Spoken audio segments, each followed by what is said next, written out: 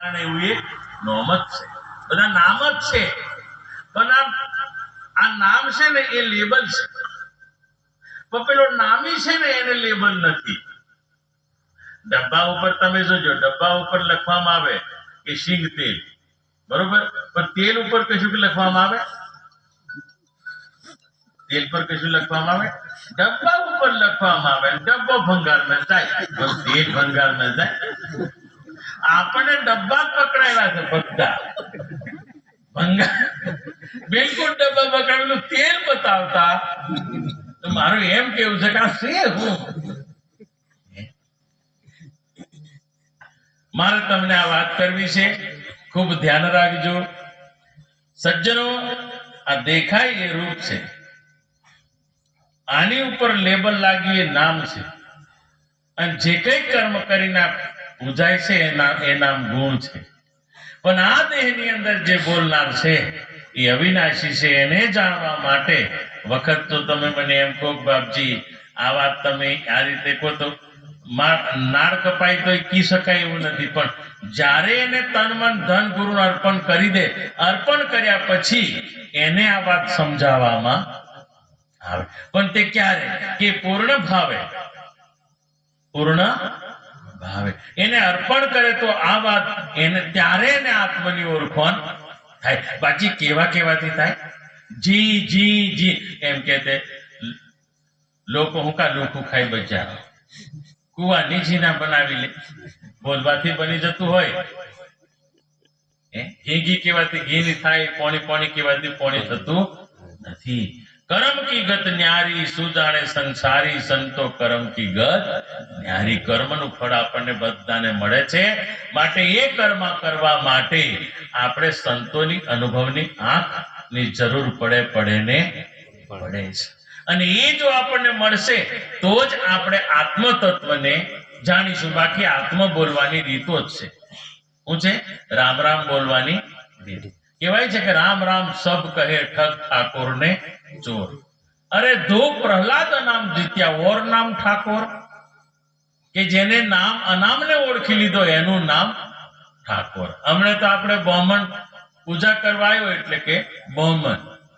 પણ પહેલા કોને બ્રાહ્મણ કહેતા? કે બ્રહ્મને જોને એને બ્રાહ્મણ કહેતા. જે બ્રહ્મ સત્યને જાણે એને બ્રાહ્મણ કહેવાય. એમ સજ્જનો, ખરેખર આપણે ભક્તિ કરી અને આત્મ પરમાત્માની પ્રાપ્તિ ક્યારે કરીશું? આપણે સંતના ચરણમાં જઈ સંતને આધીન થઈએ અને આ વાતને આપણે સમજવી પડશે. પણ સંતો તો આપણને ઉપર ચોટ્યું જ્ઞાન આપી દીધું, પછી સંતો શેટા જ રાખે કે તમે બસ વાંધો નહીં, આથી જોઈએ બસ પતી ગયું, હવે ધક્કા ખાયા કરો.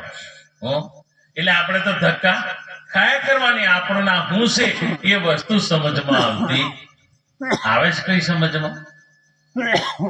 અમારા ગામમાં જોઈની 10 જણા જોધું ને બધાને ભાતીજી આવેલા હતા.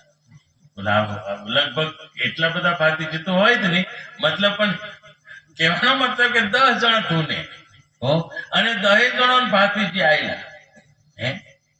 એટલે એક જણો તલવાર મોગી કે તલવાર લાવો એમ. એટલે તલવાર લઈને શું કરવું છે મહારાજ? એટલું કોઈ એમ કે ભાતીજીને હાથમાં તલવાર નથી, પણ એ તો ગાયોની વારે ચેલા અને તલવાર લીચેલા. તો તમે કોણ જવા કરો? અત્યારે ગાયો આવ્યો છે, તમારે કઈ જવું છે? એટલે મહારાજ ખમી ગયા.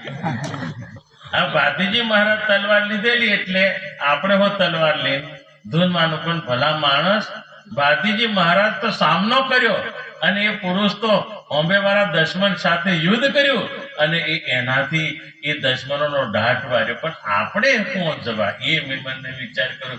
તુવેરો કાપવા જવાના છે. આપણે અસલની નકલો કરવા શીખ્યા. શું કરવા શીખ્યા? અસલની નકલો. આ બધી નકલો કરવા ગયા ને એમની અક્કલ આપણી જતી રહી.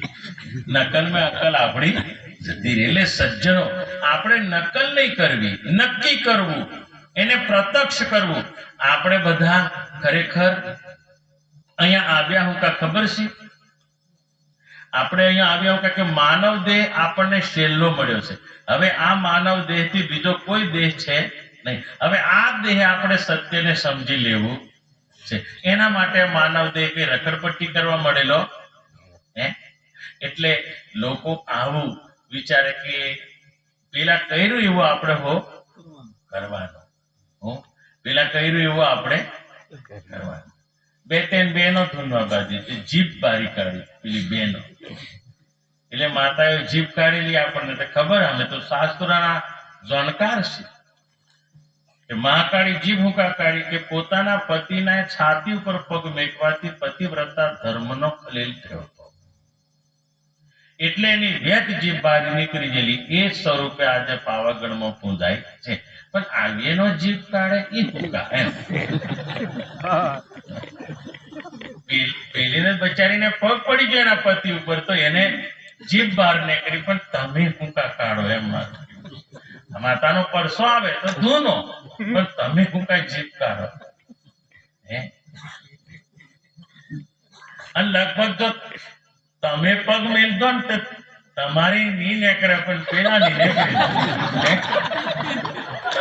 આ માતાઓ આવી છે કે એમની નહીં નીકળે પણ પેલાની જીભ કાઢ નાખે. એ વાત નથી. એ માતા તો એવી હતી, પતિવ્રતા નાર હતી.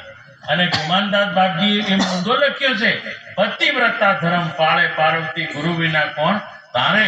નવાનો જન્મ ધરી સેવા કરે તો નારાજ ગુરુ આવી તારે. આપણા સંપ્રદાયમાં ગુમાનદાસ બાપજી 18 ધર્મ ગ્રંથોની ચોપાઈઓના નિચોડ કરી કરીને પદો મૂકેલા છે. હા, મેં ઘણી જગ્યાએ જન કે ગ્રંથ કથા કરતો જ નથી, મને વાંચતે આવડે બધું, પણ ચોપડો વાંચવાનો એનાથી વાંચીને હું તમે પરમ ગુરુની સાકી શબ્દ લખ્યો ને એનો સનાવટ ખુદ નીચે લખી આવ્યો. આવ્યા તેને વાંચ વાંચ કરવાનું, એને આખી જિંદગીથી વાંચે, બધાને વાંચ વાંચ જ કરવાનું. એને વાંચવાથી શું થાય? અરે ચોપડી એ તો સોપડી હે. તારી ચોપડી છે એને મેલ, તારી ખોપરીમ જો. ચોપડી કરતે ખોપરીમ જો. ગુમાનદાસે ખોપરીમ જોયું. બોલો, ખોપરીમ જોયું અને જોવો આજે ડંકો વગાડ્યો. બોલો, અભન પુરુષ હે. અમને શાસ્ત્રો એટલા બધા છે, બધા વાંચી વાંચીને ચાલુ કરી દીધું હે. પણ કોઈના માનવતા આવી છે? પેપરોમાં આવે ત્યારે ખબર પડે કે પેલો બાબા જન્મ ટીપની લાગી. હું કા આ દેખાદેખી સંગ ચાલ્યો, ઢોલ ને ઢમકારા વાગે. આ દેખાદેખી સંગ મેં પડ્યા. એટલે ખુદ ને અનુભવ પોતાના દેહ મેં કરવાનો છે ભાઈ. અને અનુભવ અહીં કરીશું ને એ જ સત્ય છે. બાકી બાહ્ય બધું છે ને એટલે દેવાયત પંડિતને કેવું પડ્યું, ખોટા પુસ્તક, ખોટા પાનિયા, ખોટા કાજીના પુરાણો. ખોટા આ તો એક ટેકો છે ને એક આધાર છે. શું છે? ટેકો છે. અને આધાર ઘર લથડતું હોય તો ખેરનો ટેકો મેલે તો કોઈ દંડ પડે નહીં. એમ ગ્રંથો છે આ ટેકો છે, આધાર છે. મેકી દે કે હોમે હતું ભાઈ તે કે હોમે લે, એટલે પેલાની જીત થાય ને પેલું લાશરે લાવ્યું હોય તો ખોટું ઠરે. આમ ટેકા માટે આ મંદો મેકવામાં આવ્યો. બાકી વાંચવાથી કોઈ જીવનો ઉદ્ધાર થતો નથી. સ્વામિનારાયણ સંપ્રદાયમાં એક લેખ વાંચ્યો મેં કે લખ્યું તે વાંચ્યું નહીં, વાંચ્યું તે વિચાર્યું નહીં, વિચાર્યું તે અમલમાં લીધું નહીં. બહુ સરસ મુદ્દો લખ્યો છે. લખ્યું તે વાંચ્યું અને વાંચ્યું તે પછી અમલમાં લીધું હે. વાંચી તો નાખ્યું બધા, પણ અમલ મેં કોઈ લેતું નહીં. અને જો અમલ મેં લેતો આ દુનિયામાં કોઈ જુદા દેખાય? બોલો, અમલ મેં લેતો આ દુનિયામાં કોઈ જુદા દેખાય? અરે નર નરની દેખાય, નારી નારીની દેખાય. આ દુનિયામાં એક જ વસ્તુ દેખાય. શું દેખાય? જડ અને ચેતન. શું દેખાય? જડ અને ચેતન. જડ ચેતન થી બીજું કશું છે? મેં તો એમ કહેવા માંગુ છું કે બહેનોને આપણે શું કહીએ છીએ કે આ બહેનો છે, પણ આ વસ્ત્ર બેનનું છે. મય છે પુરુષ એ બેન હોતો નથી. મય બેઠો છે ને એ બેન હોતો નથી. આ દેહ એનો બેનનો છે, એટલે વસ્ત્ર એનું બેનનું છે. બાકી મય બેઠો એ બેન હોતો નથી તે કેટલા બહેનો ને ભારીને ભીવીએ બોલો આ બહેનો અગી નહીં આવતી હોય કેમ આ વિચાર કરવા જેવું જ વાત કરી હે જો એ જેવો દાખલો કે નહીં હે તે આપણે જોયું શું કડક સીધો. આપણે જોયું શું